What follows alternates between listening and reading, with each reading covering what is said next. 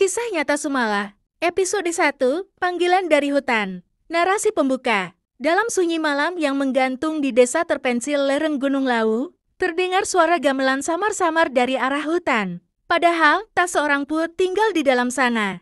Warga sudah lama tahu, hutan itu bukan sekadar pepohonan dan kabut. Ia menyimpan misteri kelam. Di sanalah kisah nyata Sumala bermula. Tokoh utama, Sumala. Sumala adalah seorang wanita muda berusia 23 tahun. Ia tinggal bersama neneknya yang sakit-sakitan di desa Wonoaji, desa kecil yang berbatasan langsung dengan hutan angker bernama Alas Jaran. Sumala dikenal rajin, berani, dan tak percaya tahayul. Tapi keyakinannya akan diuji oleh sesuatu yang tak bisa dijelaskan dengan logika. Awal mula gangguan. Suatu malam, Sumala mendengar suara aneh dari arah belakang rumahnya. Seperti suara lonceng kecil dan rintihan pelan. Ia pikir itu suara angin atau hewan malam. Tapi suara itu makin sering terdengar selalu pada jam yang sama, pukul 2.30 dini hari. Saat ia membangunkan neneknya, sang nenek justru terlihat ketakutan.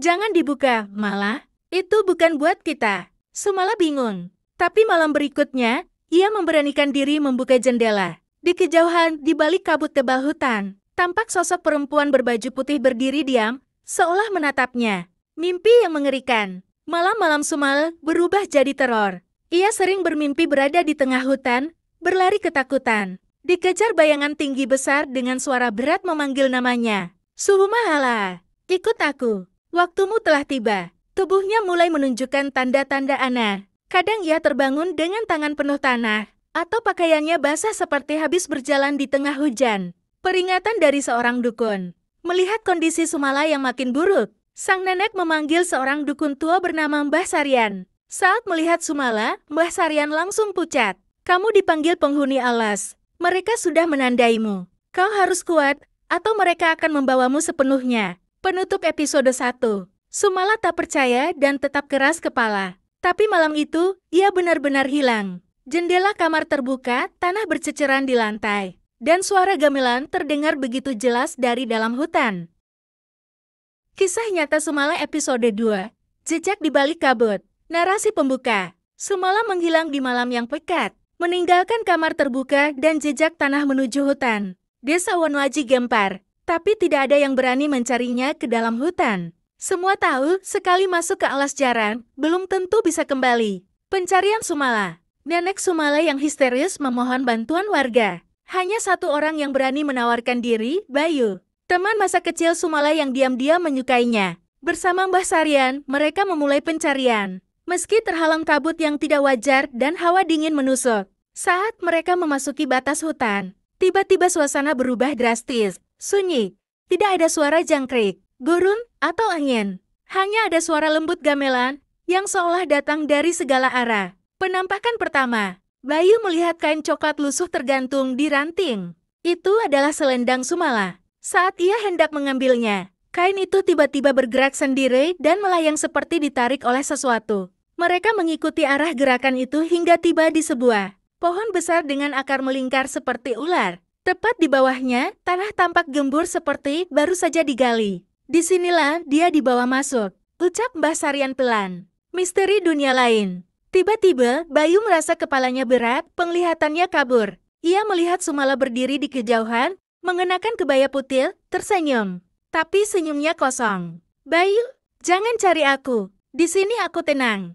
Mereka menjagaku. Jangan ganggu kami." Bayu terbangun sambil terjatuh. Mbah Sarian berkata itu adalah penglihatan gaib Sumala sudah separuh masuk ke alam lain. Pulang tanpa jawaban. Bayu dan Mbah Sarian akhirnya kembali tanpa membawa Sumala. Tapi mereka membawa satu benda, cermin kecil milik Sumala yang ditemukan tergantung di dahan, memantulkan bayangan hutan. Dan sesosok tinggi besar bermata merah di belakang mereka. Penutup episode 2. Di rumah, nenek Sumala mendadak kerasukan. Dengan suara berat, bukan suara manusia, ia berucap, "Jika kalian terus mencarinya, kalian akan menggantikannya." Apakah Sumala benar-benar hilang?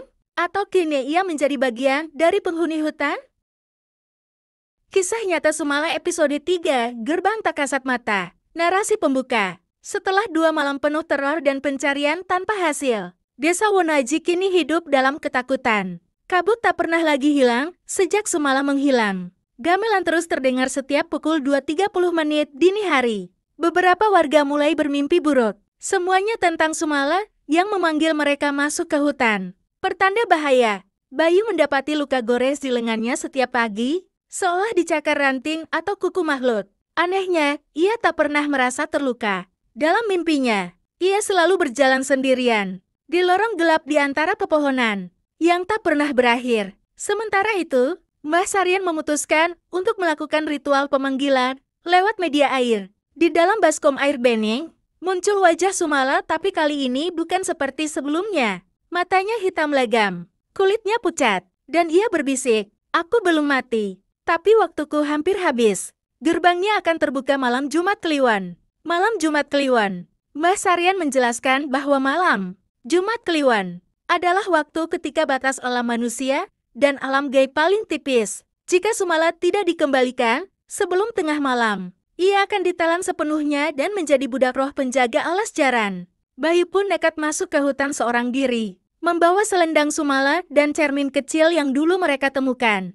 Gerbang misterius. Di tengah hutan, kabut mendadak membuka jalan. Bayu menemukan pohon tua dengan akar melingkar membentuk lingkaran besar. Di sana terdapat gerbang tak kasat mata, yang hanya terlihat saat cahaya. Bulan jatuh tepat di tengah lingkaran akar. Begitu Bayu melangkah ke dalamnya, suara dunia berubah. Udara jadi berat. Waktu terasa lambat. Suara gamelan berganti menjadi suara tangis dan rintihan. Pertemuan dengan Sumala. Sumala terlihat di tepi sungai kecil, duduk diam sambil menyisir rambut panjangnya dengan tangan yang gemetar. Ketika melihat Bayu, ia menangis. "Aku tak bisa keluar. Mereka sudah mengikat jiwaku." Tiba-tiba, bayangan tinggi besar bermata merah muncul di balik kabut dan mendekat. Makhluk itu berbicara dalam suara berat seperti bergema. "Jika kau ingin membawanya kembali, tinggalkan sesuatu yang bernyawa." Akhir episode 3. Bayu berdiri kaku, antara memilih menyelamatkan Sumala atau mengorbankan dirinya. Sementara makhluk itu makin dekat dengan kabut menelan mereka perlahan.